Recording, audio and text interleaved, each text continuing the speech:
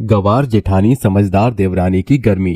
अंगूरी मुंह फैलाकर बैठी होती है, तभी उसकी बहू नेहा उसके पास आती है और उससे कहती है, माँ जी क्या बात है, आप तो बहुत ही मुंह फुलाकर बैठी हो, कोई परेशानी वाली बात है तो मुझे बता दो, क्या पता मैं ही आपकी कोई मदद कर सकूं। अरे क्यों मेरा दिमाग खराब कर रही है बहू, जा जाकर घर के सारे काम कर ले, वैसे ही तूने पूरे घर को नर्क बना रखा है। जब देखो तब मुझे डांटती ही रहती हो। अरे मैं इस घर में कब तक काम करती रहूंगी, एक काम करो ना, मेरे लिए इस घर के अंदर एक देवरानी ही ले आओ। ये सुनते ही अंगूरी के दिमाग की बत्ती जल जाती है। वाह बड़ी बहू, तूने तो बहुत अच्छा सोचा, अब मैं अपने बेटे अनुज की शादी करवा दूंगी, उसके बाद कम से कम इस घर में कोई समझदार पढ़ी लिखी बहू तो आएगी। ऐसा कहने के बाद अंगूरी फौरन पंडित के पास जाती है और अपने बेटे की कुंडली पंडित को देते हुए कहती है, ये लो पंडित जी, ये मेरे बेटे की कुंडली है, जितनी जल्दी हो सके उतनी जल्दी मेरे बेटे के लिए कोई अच्छा सा रिश्ता निकाल दो। पंडित कुंडली लेकर अपने पास रख लेता है। माँ जी, दरअसल बात ये है कि मुझे भी कुछ जरूरी काम से जाना पड़ रहा है। मैं आपके बेटे की कुंडली बाद में देख लूंगा और आराम से कोई अच्छा सा रिश्ता देखकर आपके घर पर आकर आपको बता दूंगा। ऐसा कहकर पंडित अपना झोला उठाता है और वहाँ से चला जाता है, जिसके बाद अंगूरी भी वापस अपने घर आ जाती है और अपने बेटे के आने का इंतजार करने लगती है। अरे अनुज बेटा आ गया तू, अच्छा हुआ जो तू आ गया, मुझे तुझसे कुछ जरूरी बात करनी है, आजा यहाँ सोफे पर बैठ जा। माँ, मुझे भी आपसे कुछ जरूरी बात करनी है।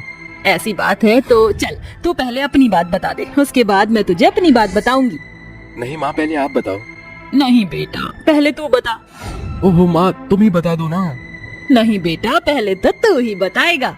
तुम बताओ तुम बताओ तुम बताओ, मैं गाड़ी ही निकल जाएगी। अरे कोई भी पहले अपनी बात बोल दो। ऐसी बात है तो ठीक, मैं ही बोल देती हूँ। बेटा मैंने तेरे लिए लड़की देखना शुरू कर दिया है, तू अपनी शादी की तैयारियां शुरू कर दे। ये सुनकर अनुज कहता है, अरे माँ, अपनी शादी के बारे में ही तो मुझे आपसे बात करनी थी। मैं एक लड़की से प्यार करता हूँ और मैंने उससे कुछ समय पहले कोर्ट मैरिज कर ली थी। आपको बताया नहीं, उसके लिए मुझे माफ करना। दरअसल बात ये थी कि उसके माता पिता शादी के खिलाफ थे, लेकिन अब वो हमारी शादी के लिए तैयार हो गई है। मैं चाहता हूँ कि आप मेरी बारात लेकर उस लड़की के घर चलिए। अपनी पसंद की लड़की से शादी करना है तो ठीक है, लेकिन तू अपने बड़े भाई की तरह मत करियो। देखा ना तेरा बड़ा भाई अपने साथ इस गंवार को उठाकर इस घर में ले आया, जिसे जरा भी काम करने का तरीका नहीं है। हाँ जब आपकी छोटी बहू आ जाएगी इस घर में तब देखूंगी वो कितना काम करती है। आपको जितनी मेरी बुराई करनी है कर लो, एक दिन आपको पछतावा जरूर होगा। नेहा ऐसा कहकर रसोई में खाना बनाने चली जाती है। तभी वहाँ राजीव आता है और ये सारी बातें सुन लेता है। अरे मुबारक हो मेरे भाई, तूने भी अपनी पसंद की लड़की से शादी की है, इससे अच्छी बात और क्या हो सकती है। चलो मैं तैयारियां कर लूं, हमें अब लड़की वालों के घर पर जाकर बात भी करनी है। उस दिन के बाद अगले दिन ही सभी लोग मेघा के घर पर पहुंच जाते हैं और शादी की बात पक्की कर देते हैं। कुछ ही दिनों में अनुज अपनी पसंद की लड़की मेघा से शादी करके उसे घर पर ले आता है। मेघा पढ़ी लिखी थी और बहुत समझदार भी थी, लेकिन उसकी समझदारी केवल अपने फायदे के लिए ही थी। ओह ये क्या, इस घर में मेरी जेठानी इतनी भरी गर्मी में चूल्हे पर खाना क्यों बना रही है? घर में गैस पर खाना क्यों नहीं बनाया जाता? देवरानी जी अब क्या है ना, हमारे गाँव में तो चूल्हे चौके पर ही खाना बनाया जाता है, इसलिए हम चूल्हे पर खाना बनाना पसंद करते हैं। ये समझा समझा कर तो मैं इस गंवार को परेशान हो चुकी हूँ। अरे बहू तू ही जा और गैस पर खाना बना कर ला। ठीक है माँ जी, मैं भी गैस पर खाना बना कर लाती हूँ। कुछ ही देर में मेघा गैस पर खाना बना कर लाती है। वहीं सब लोग मेघा के हाथों का बनाया हुआ खाना खाते हैं। उनमें से किसी को भी उसके हाथों का खाना बिल्कुल पसंद नहीं आता। कैसा खाना बनाया है, कोई स्वाद ही नहीं आ रहा। लगता है हमें बड़ी भाभी के चूल्हे पर बनाया हुआ हाथों का खाना पसंद आता है, जिसकी वजह से हमें ये गैस पे खाना बना हुआ अच्छा नहीं लग रहा। ये सुनने के बाद नेहा बहुत खुश होती है। मैंने कहा था ना, चूल्हे पर बना हुआ खाना सभी को बहुत अच्छा लगता है और बहुत स्वादिष्ट भी होता है। खाना खाने के बाद सभी लोग अपने अपने रूम में सोने के लिए चले जाते हैं। रात के समय मेघा को बहुत तेज गर्मी लगने लगती है। हे भगवान, इतनी गर्मी लग रही है कि अब तो बिल्कुल भी बर्दाश्त नहीं हो रहा। अजी उठो ना, जरा इस पंखे को थोड़ा और तेज कर दो। अरे भाग्यवान, पहले ही इतना वो तेज चल रहा है और कितना तेज करवाओगी? उस रात मेघा चैन की नींद सोती ही नहीं। अगले दिन जैसे ही सवेरा होता है वो अपनी सास से ही कहती है, माँ जी मेरे कमरे में मुझे बहुत गर्मी लगती है, आप मेरे लिए मेरे कमरे में एक एसी लगवा दो। हाँ क्यों नहीं बहू, मैं तेरे कमरे में एसी लगवा दूंगी, और फिर इतनी गर्मी तू कैसे झेलेगी? अंगूरी ऐसा कहने के बाद फौरन ही मेघा के कमरे में एसी लगवा देती है, जिसके बाद मेघा अपनी गर्मियों में आराम से एसी की ठंडी ठंडी हवा खाने लगती है। वहीं दूसरी तरफ बेचारी नेहा घर के सारे काम गर्मी में करती और धूप में बैठकर आंगन में बर्तन धोती। ओहो, कितनी गर्मी है आज। हे भगवान, क्या करूं इस सड़ी गर्मी का। इधर नेहा परेशान थी तो दूसरी तरफ अंगूरी को भी बहुत ज्यादा गर्मी लग रही थी, तो वो थोड़ी देर के लिए मेघा के कमरे में चली जाती है और आराम से लेट जाती है। अरे वाह, क्या हवा है इस एसी की। ऐसी ठंडी ठंडी हवा से तो हर कोई आनंद से सो जाएगा। तभी कमरे में मेघा आती है और अपनी सास को अपने बिस्तर पर पैर पसारे सोते हुए देखती है। माँ जी, आपकी हिम्मत कैसे हुई मेरे कमरे के अंदर आने की? बहू, ये तो कैसी बातें कर रही है। इतनी समझदार होकर तू इस तरह बर्ताव कर रही है। समझदार हूँ तभी ऐसा कह रही हूँ। आपको शर्म नहीं आती अपनी बहू के कमरे में इस तरह आराम से पैर पसार कर सोने में? अरे अपने कमरे के अलावा कभी किसी के कमरे में नहीं जाना चाहिए। क्या आपको इतनी भी अकल नहीं है? मेघा की ऐसी बातें सुनते सुनते नेहा धूप में बर्तन धोते हुए छोड़कर फौरन उसके कमरे में चली आती है। ये सब सुनने के बाद नेहा को बहुत गुस्सा आता है, जिसके चलते वह मेघा से कहती है, क्या हुआ देवरानी जी, तुम इतना भड़क क्यों रही हो माँ जी के ऊपर? एक गवार कम थी क्या जो दूसरी भी आ गई? मेघा के ऐसा कहते ही नेहा उसके मुंह पर एक जोरदार तमाचा मारती है और उसकी बात कहती है, तुम्हारी इतनी हिम्मत कैसे हुई कि तुम माँ जी के खिलाफ एक शब्द भी बोलोगी? अरे तुम छोटी हो, इस घर में आज तक मेरी इतनी हिम्मत नहीं हुई कि मैं माँ जी का सामना कर सकूं, और तुम तो अभी अभी आई हो इस घर के अंदर। तुम्हें जरा भी इज्जत करनी नहीं आती बड़ों की। नेहा के ये कहते ही अंगूरी को अपनी गलती का पछतावा होता है, जिसके बाद वह अपनी बड़ी बहू मेघा से माफी मांगती है। मैंने हमेशा से तुम्हें नीचा दर्जा ही समझा क्योंकि तुम गांव से आई थी और तुम्हारे तौर तरीके मुझे समझ नहीं आते थे, लेकिन आज तुम्हारे इस बर्ताव ने मुझे गलत ठहरा दिया। माँ जी, आपको माफी मांगने की जरूरत नहीं है। माफी तो अब मेघा आपसे मांगेगी। नेहा के इतना कहते ही मेघा को अपनी गलती का एहसास होता है और वह भी अपनी सास और जेठानी से माफी मांगती है। उस दिन के बाद से अंगूरी अपनी दोनों बहुओं के अंदर भेदभाव करना बंद कर देती है और वहीं दूसरी तरफ दोनों गवार और समझदार बहू एक दूसरे को अपने तौर तरीके सिखा देती हैं, जिसके बाद वह सभी एक साथ खुशी खुशी रहने लगती हैं। राजवीर पढ़ाई के लिए न्यूयॉर्क जाता है, जहां उसकी मुलाकात अंग्रेजन अलीना से होती है और उससे शादी करके वो घर आ जाता है। चौखट पर कविता अपने बेटे को अंग्रेजन के साथ देखकर कहती है, राजवीर बेटा, ये तूने क्या किया? मैंने तेरी शादी के कितने अरमान देखे थे और तू अंग्रेजन बहू को अपनी पत्नी बना कर ले आया। मुझे ये मंजूर नहीं है। इस गोरी बहू को मेरी भाषा कुछ समझ नहीं आएगी। माँ जी, आप चिंता मत कीजिए, मुझे आपकी भाषा समझ आ रही है और आपको भी मेरी आ जाएगी। अपनी अंग्रेजन बहू के मुंह से हिंदी सुनकर कविता को ताज्जुब होता है और वो खुशी खुशी अपनी बहू को स्वीकार कर उसका गृह प्रवेश करती है। शादी के अगले दिन अलीना साड़ी पहनकर जब सास के सामने आती है तो उसकी साड़ी सही से नहीं बनी थी और ना वो चल पा रही थी। ये देखकर कविता कहती है, अरे मेरी प्यारी बहू, मैं जानती हूँ तूने हमारा देश, हमारे तरीके अपना लिए हैं, यहाँ तक की बोली भी, लेकिन अगर तू इन कपड़ों में ठीक महसूस नहीं कर रही है तो जबरदस्ती मत कर। तेरा जो मन करे तू वो पहन ले। पर माँ जी, आप तो जानती है ना, हमारे वहाँ छोटे कपड़े पहने जाते थे और यहाँ के लोगों को ये पसंद नहीं है। बात तो तूने बिल्कुल ठीक कही। तो तू ऐसा कर, कुछ ऐसा पहन जिससे बाहर के लोगों को तकलीफ ना हो और तेरे कपड़े इतने छोटे भी ना हो और तू आरामदायक भी महसूस करे। थैंक यू माँ जी। थैंक यू बहू। अरे माँ जी, थैंक यू नहीं, आप वेलकम बोलिए। अच्छा, वेलकम वेलकम बहू। वाह माँ जी, आप तो एक बार में सीख लिया। माँ जी मैंने पनीर के पकौड़े बनाकर लाती हूँ। ठीक है बहू, पर कपड़े बदल कर। कविता की बात सुनकर अलीना कंफर्टेबल कपड़े पहनकर रसोई में पकौड़े बनाने लगती है, फिर उन दोनों को खिलाती है। वक्त गुजरता है, सास की बात सुनकर अलीना अपनी मर्जी के कपड़े पहनती है, मगर आसपास के लोगों को ये सब पसंद नहीं आता। वो वैसे भी अंग्रेजन बहू के नाम से चिढ़े हुए थे। उन लोगों को अलीना के बोलने और कपड़े पहनने का तरीका दोनों ही पसंद नहीं आता। वहीं 2 साल बीत जाते हैं। अलीना को बच्चे शुरू से ही पसंद थे। वो अपने बच्चे के इंतजार में थी, जो कि उसे माँ बनने का सुख मिलता नहीं है। एक दिन अपनी सास के साथ वो पार्क में आई थी। खेलते हुए बच्चों को देखकर उसकी आंखें नम हो जाती हैं।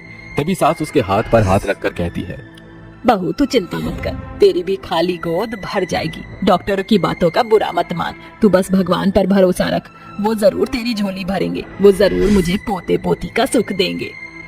माँ जी, आप जानती है ना मुझे बेबीज कितने पसंद हैं, पर गॉड मेरे साथ ऐसा क्यों कर रहे हैं? I want baby. अच्छा सुन, दुर्गा माँ का एक बहुत प्राचीन मंदिर है और सुना है जो वहाँ जाता है उनकी मन्नत पूरी हो जाती है। हम वहाँ चलते हैं। जी माँ जी। कविता उसे सहानुभूति देती है। अगले दिन दोनों दुर्गा माँ के मंदिर जाते हैं, जहाँ अलीना माता रानी के सामने अपनी अरदास लगाती है। तभी पंडित जी उसके दुख की पीड़ा को जानकर कहते हैं, बेटी, कल से माता रानी के 9 दिन शुरू है, यानी कि नवरात्रि। इन 9 दिन तुम उनकी सेवा करो, उपवास करो, देखना तुम्हारी मनोकामना जरूर पूर्ण होगी। और हाँ, 9 छोटी कन्याओं को भोजन खिलाना। अरे मैं तो भूल गई, कल से नवरात्रि है। कल से नवरात्रि है तो मैं कल से व्रत रखूंगी, माता रानी की सेवा करूंगी। शुक्रिया पंडित जी मुझे रास्ता दिखाने के लिए। ये कहकर सास बहू मंदिर से लौटते वक्त माता रानी के पूजन का सामान ले लेती हैं। फिर घर की साफ सफाई करके अगले दिन माता रानी की चौकी की स्थापना करती हैं। फिर सास आरती गाती है और बहू आरती करती है। ओम जय अम्बे गौरी मैया जय श्यामा गौरी, तुमको निश दिन ध्यावत हरि ब्रह्मा शिव जी। ओम जय अम्बे गौरी, ओम जय अम्बे गौरी, श्री नव दुर्गे मैया की जय। हे माता रानी मेरी गोद भर देना। अलीना, निराश मत हो, माता रानी कभी किसी की इच्छा अधूरी नहीं छोड़ती। वो अपने भक्तों की परीक्षा देखती हैं। अरे सब्र करो। जी बिल्कुल। ये कहकर अलीना प्रसाद बांटती है तो कोई उसके हाथ से प्रसाद नहीं लेता। तभी अलीना कहती है, आप प्रसाद को मना क्यों कर रही हैं? प्रसाद को कभी मना नहीं करना चाहिए। अब तुम मत बताओ हमें क्या करना है क्या नहीं। मैं भी जानती हूँ प्रसाद मना नहीं करना चाहिए, पर तुम्हारे हाथ से हमें प्रसाद लेने में कोई दिलचस्पी नहीं है। जैसी आपकी श्रद्धा आंटी जी। पता नहीं मुझसे क्या गलती हुई है कि आप ऐसे बात कर रही हैं। खैर कोई भूल चूक हुई हो तो माफ करना। ये कहकर अलीना घर आ जाती है। श्रद्धा भक्ति के साथ माता रानी के पूरे 9 दिन भूखी प्यासी रहकर वो व्रत रखती है। भले ही वो एक अंग्रेजन हो, बाहर के देश में पड़ी बड़ी हो, लेकिन उसने बड़ी श्रद्धा के साथ माता रानी का व्रत किया। और 9वें दिन उसकी सास कविता कहती है, बहू उन बच्चों को खाना खिलाने के लिए पूरी सब्जी बना ली? हाँ माँ जी, सब तैयार कर लिया, अब बस कन्याओं को लेकर आना है। अलीना देखो, मैं 9 कन्याओं को देने के लिए क्या लेकर आया हूँ। छोटे छोटे उपहार, hair band, geometry box, Bobby doll. छोटी कन्याओं को ये सब बहुत पसंद है। अरे वाह राजवीर, आप तो बहुत अच्छा तोहफा लाए हैं बच्चों के लिए। बच्चे तो खुश हो जाएंगे। इतना कहकर अलीना कन्याओं को बुलाने के लिए आस पड़ोस में आती है, जहाँ पहले की तरह कुछ औरतें उसे दुत्कार देती हैं। फिर अलीना उन्हें समझाती है, भाई साहब, आंटी जी, अपनी बेटी को प्लीज हमारे घर कंचिका के लिए भेज दीजिए, मुझे कन्या पूजन करना है। अरे एक बार हमने तुमसे कह दिया तो कह दिया, बार बार मत बोला करो। हमें तुम्हारे घर अपनी बेटी को नहीं भेजना। तुम्हें न कपड़े पहनने का सलीका, ना ही बात करने का सही ढंग है। तुम जैसे अंग्रेजन की परछाई हमारे बच्चों पर पड़ गई तो क्या असर होगा? वो भी कहेंगे कि हमें विदेश जाना है, छोटे कपड़े पहनने हैं, और हम ठहरे गरीब लोग अपने बच्चों को ये सब नहीं दे सकते। आपने बिल्कुल ठीक कहा भाई साहब, ये तो समझती नहीं है। हम अपनी बेटियों को किसी और के घर भेज देंगे, लेकिन इस अंग्रेजन के घर नहीं। वो रोते हुए आगे बढ़ती है तो एक बुढ़िया उससे कहती है, अरे बेटी रो मत, मैंने सारी बातें सुनी जो उन लोगों ने तुमसे कहा। मेरी पोती ने 2 दिन से कुछ नहीं खाया, तो उसको ले जा, और उसकी सहेलियों को भी। जा राधा बेटा। ठीक है दादी। सोनाक्षी, मोनी, राधिका, माया, तुम भी आ जाओ, मेरे साथ चलो। तभी वो 5 बच्चियां एकत्रित हो जाती हैं, जिसे देखकर अलीना कहती है, ये तो सिर्फ 5 बच्चियां हैं, मुझे तो 9 कन्या चाहिए, पर कोई मुझे दे ही नहीं रहा 9 कन्या। बेटा तुम सच्चे दिल से 5 बच्चों को भी भोजन करा दोगी तो देवी माँ प्रसन्न हो जाएंगी। बाकी की 4 कन्याओं को तुम मंदिर जाकर आलू पूरी दे देना, तुम्हारी 9 कन्या पूरी हो जाएंगी। शुक्रिया अम्मा। चलो बच्चों, मेरे साथ मेरे घर चलो। ऐसा कहकर अलीना अपने साथ उन 5 बच्चियों को अपने घर ले आती है। उनके पैर धोती है, टीका लगाती है, चुनरी उड़ाती है। सभी परिवारजन दुर्गा माँ की आरती करते हैं। उन्हें भोग लगाने के बाद वो 5 कन्याओं को खाना परोस देती है। फिर राजवीर उन्हें तोहफे दे देता है।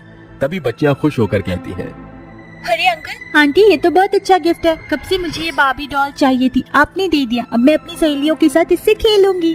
चलो बच्चों, ज्योमेट्री भी ले लो, आपको पढ़ाई भी करनी है, ठीक है? ठीक है अंकल आंटी। और हलवा पूरी रखा है, ले लो। ठीक है, मुझे और खाना दे दो, बहुत भूख लगी है, और खाना भी बहुत अच्छा है। ऐसा कहकर कविता बच्चों को खाना परोस देती है, जिसके बाद वो खाकर चले जाते हैं। फिर अलीना अपनी सास के साथ 4 कन्याओं का खाना लेकर मंदिर के बाहर जाती है, जहाँ उसे 4 कन्या मिल जाती हैं और उन्हें वो बिठाकर खाना खिला देती है।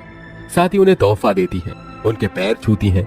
माता रानी के दर्शन करके जब वो घर जाती है तो बेहोश हो जाती है, जहाँ डॉक्टर आकर बताता है कि अलीना गर्भवती है। ये सुनकर राजवीर और कविता खुशी से झूम उठते हैं। वहीं अलीना के पास माता रानी आकर कहती हैं, पुत्री अलीना, मैं तुम्हारी भक्ति से अत्यंत प्रसन्न हूँ। तुम 9 दिन तक भूखी प्यासी रही और कन्या पूजन किया, इसलिए वरदान स्वरूप मैं तुम्हारी बेटी बनकर जन्म लूंगी। सच माता रानी, मेरे तो भाग्य ही खुल गए कि आपको अपनी बेटी के स्वरूप में पाऊंगी। आपका कोटि कोटि प्रणाम दुर्गा मैया। इतना कहकर माता रानी अंतर्ध्यान हो जाती है और अलीना सपने से उठकर राजवीर के गले लग जाती है। अलीना, तुम माँ बनने वाली हो, डॉक्टर ने बताया। मैं जानती हूँ राजवीर, और पता है माता रानी ने मेरे सपने में आकर कहा कि वो मेरी बेटी बनकर जन्म लेंगी। माता रानी ने आज के दिन अपने साक्षात दर्शन तुम्हें दे दिए, ये तो बहुत अच्छा संकेत है बहू। इस तरह माता रानी के आशीर्वाद से अलीना की झोली भर जाती है और वो 9 महीने बाद एक प्यारी सी बेटी को जन्म देती है, जिसका नाम अंबिका रखती है और सब खुशी खुशी रहने लगते हैं। इसलिए दोस्तों, कभी भी हमें मन छोटा नहीं करना चाहिए। माता रानी पर अपना विश्वास सदैव बनाए रखिए, वो हमारी मनोकामना जरूर पूर्ण करेंगी।